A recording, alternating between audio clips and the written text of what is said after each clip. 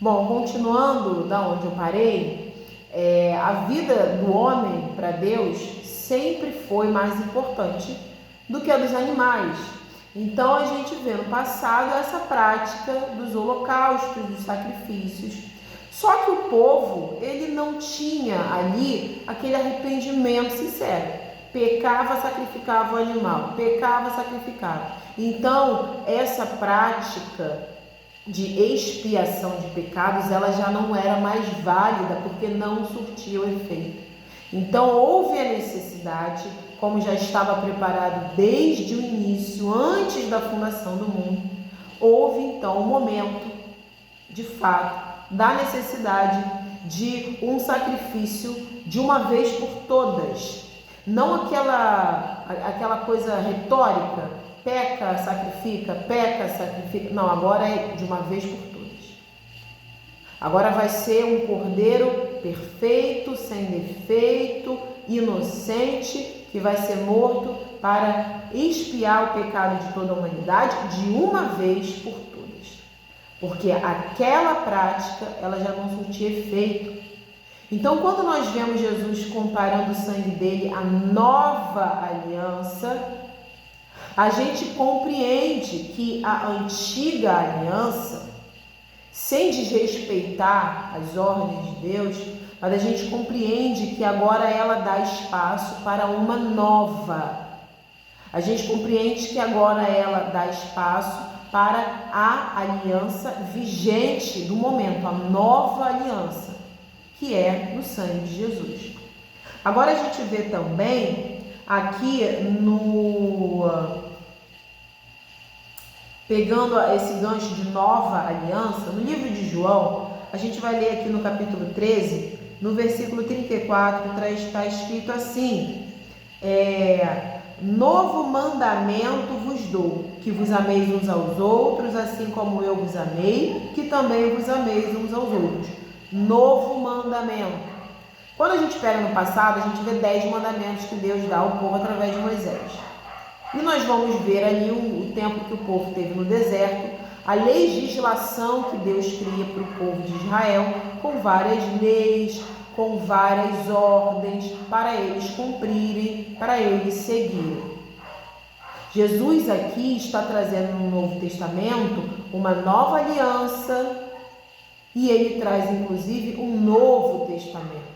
Isso corrobora com o fato que Jesus tem poder para incluir naquilo que já existia. Foi incluída uma nova aliança, assim como foi incluído até um novo mandamento. Então, quando a gente vê agora lá no livro de Atos, no capítulo 15, essa discussão, vocês não serão salvos se não circuncidarem de acordo com a lei de Moisés. Os judeus, eles sempre tiveram, a grande maioria dos judeus, a grande parte, melhor dizendo, dos judeus, eles sempre tiveram, assim, uma fixação tão grande sobre Moisés, mas tão pouca e quase nada sobre Jesus. Então, quando eles chegam e falam assim, vocês têm que observar as leis de Moisés, às vezes parece que na mente deles eles esquecem que a lei, de fato, quem criou foi Deus. Moisés foi apenas um instrumento.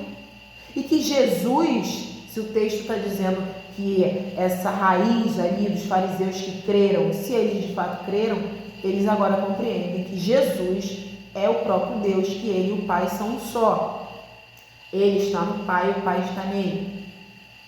Então a gente vê que a gente já começa ali a desenrolar essa questão que de fato nem teria o porquê estar enrolada. A gente vê ali muito uma questão de rito, uma questão comportamental, muito mais do que espiritual. Por isso que Jesus falou, eu não vim para acabar com a lei, mas eu vim para cumprir direito, para cumprir do jeito certo, porque vocês não estão cumprindo do jeito certo.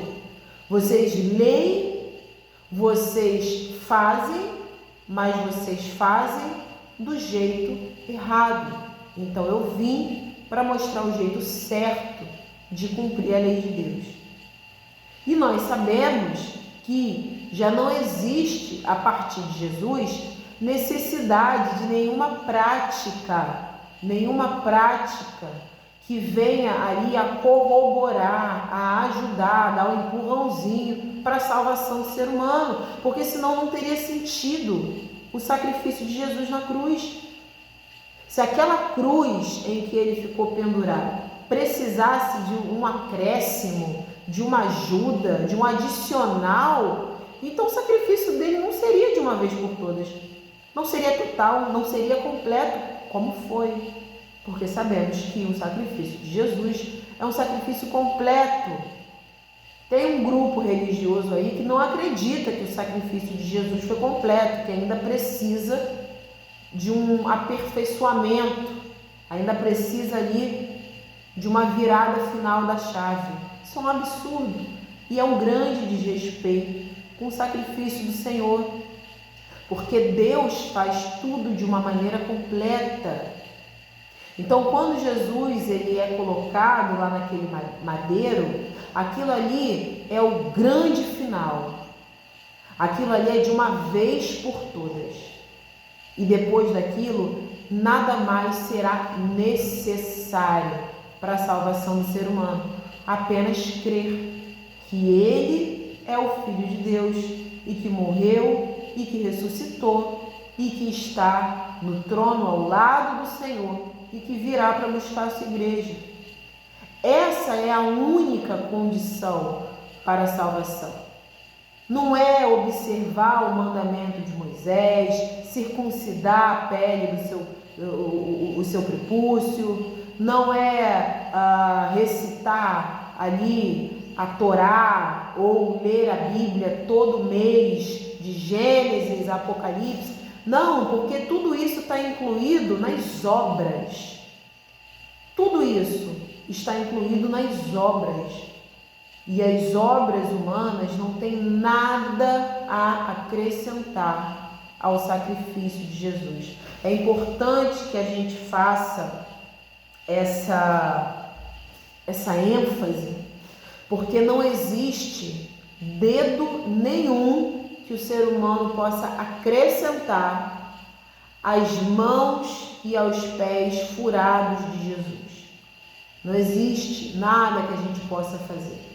É claro que o comportamento e as ações de uma pessoa convertida a Cristo, elas vão sim ser cada vez mais positivas, porque aquela pessoa está sendo forjada pelo Espírito Santo para que cada vez fique mais parecida com Jesus. Mas o comportamento do ser humano, a sua iniciativa, a sua ação em busca de salvação é impossível. A única forma de alguém ser salvo é crendo, é na fé, é crendo que Jesus é o Filho de Deus e que morreu para nos salvar e que ressuscitou e que está vivo.